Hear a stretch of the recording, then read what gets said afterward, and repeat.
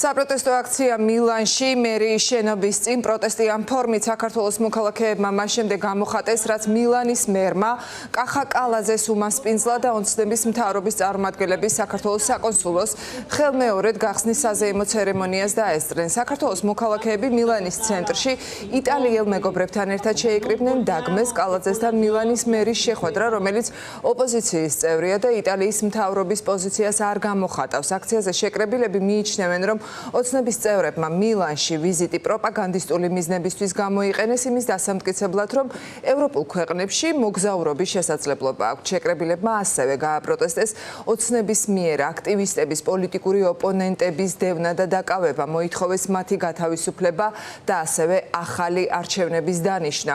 დასავლელ პარტნიორებს კი მოუწოდეს რეჟიმის წარმომადგენლების დასანქცირებისკენ.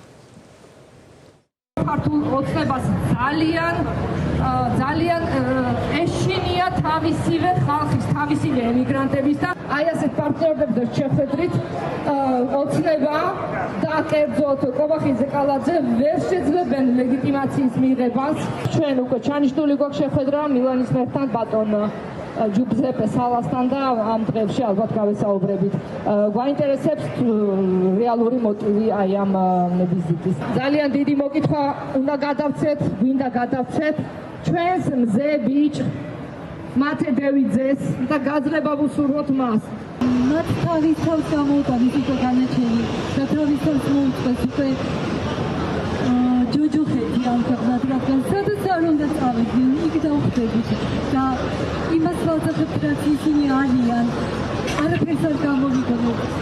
თვითონაც გავგებიციან, რომ მათ უღალატეს